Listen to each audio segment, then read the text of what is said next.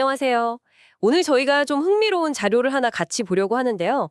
이게 뭐냐면 가상의 이재명 정부하고 또 과거 베네수엘라의 차베스 정부를 비교 분석한 인포그래픽입니다. 정치, 경제, 사회 여러 면에서요. 두 정부가 얼마나 닮았고 또 어디가 다른지 그 핵심을 한번 빠르게 짚어보겠습니다. 자, 일단 전체적인 유사도는 59%로 나왔어요. 딱 절반을 살짝 넘는 수치인데 근데 사실 이 숫자 자체보다는 어떤 부분에서 구체적으로 비슷하고 또 어디서 확 다른지 이게 더 궁금하잖아요. 이걸 좀 자세히 들여다보는 게 오늘 저희 목표입니다. 어디서 유사성이 좀 높게 나왔나요? 네, 가장 눈에 띄는 건 바로 사회 동원 방식입니다. 이게 무려 70% 유사도로 나왔거든요. 이게 뭐냐면 특정 계층이 있잖아요. 예를 들면 청년층이나 아니면 빈민층 같은 이런 집단을 정책 대상으로 짝 삼아서 정치적인 지지 기반을 만들려는 그런 전략을 말하는데요. 이 자료에서는 그 이재명 정부의 청년 정책이라든가 기본소득 실험 같은 거 하고 또 차베스 정부가 빈민층을 기반으로 해서 정치적으로 막 동원했던 방식들 이런 면에서 좀 유사하다고 본 겁니다. 아, 70%면 정말 높은데요. 그러니까 지지층을 이렇게 딱 모으는 방식에서 공통점을 아주 크게 봤다는 거군요. 그리고 미디어 정책도 65%면 이것도 꽤 높아요. 이건 좀 어떻게 봐야 할까요?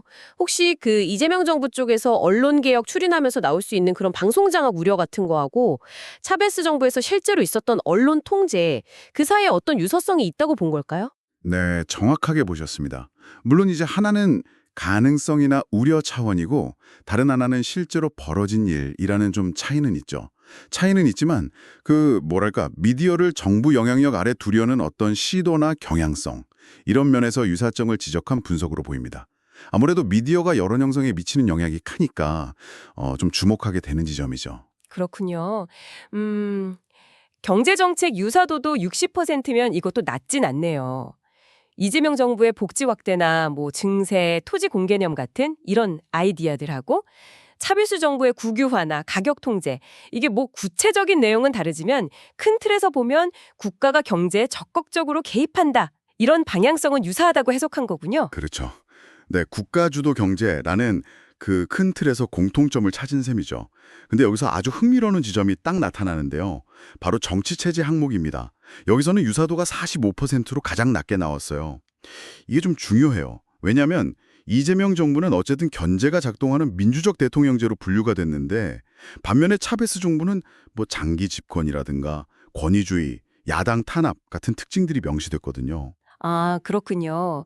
그러니까 지지층 동원 방식이나 경제 개입, 미디어 접근 이런 데서는 유사성이 좀 보여도 기본적인 통치 시스템 그 자체는 상당히 다르다고 본 거네요. 바로 이 지점 때문에 전체 평균 59%라는 숫자가 좀 더 입체적으로 다가오는 것 같습니다. 아, 외교는 55%로 딱 중간 정도고요. 네, 외교 노선도 좀 그렇죠. 그 전통적인 친미 노선에서 좀 벗어나려는 경향, 예를 들면 이재명 정부의 어떤 대북 관계나 중로 접근 가능성 같은 거요. 그리고 차베스 정부는 명확한 반미 노선이었고 특정 국가들하고 연대하고 그랬잖아요. 쿠바나 이란 같은 이런 것들이 어떤 방향성 면에서는 좀 유사하다 이렇게 평가된 것 같습니다. 네, 종합해보면 이 자료는 결국 현 시점에서는 두 정부가 어떤 면에서는 닮았지만 결정적인 부분, 특히 정치체제에서는 뚜렷한 차이를 보이고 있다. 이렇게 분석하는 거네요. 맞습니다. 그리고 바로 그 지점에서 이 자료가 아주 핵심적인 어쩌면 좀 섬뜩한 질문을 던지는데요. 그게 뭐냐면 만약에 예측하지 못한 큰 위기 상황이 닥친다면 이 두 정부의 모습이 현재 보이는 차이점에도 불구하고 더 가까워질 수도 있을까 하는 점입니다. 그러니까 지금 보이는 이런 유사성들이 어떤 특정 상황을 만나면 더 강화될 가능성은 없냐 이렇게 묻는 거죠. 네, 오늘 살펴본 이 가상의 이재명 정부와 차베스 정부 비교 분석 참 여러 생각을 하게 만듭니다.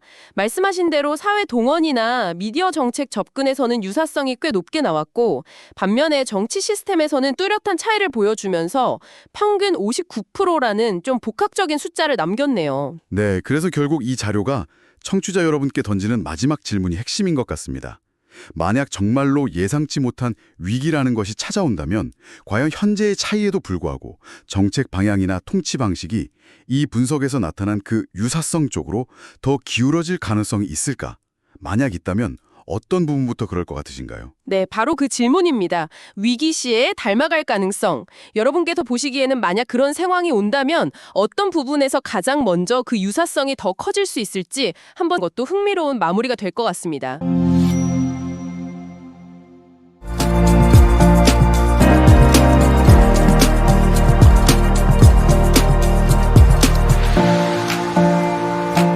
좋아요, 구독, 알람 설정까지 콕콕 뉴스가 함께합니다.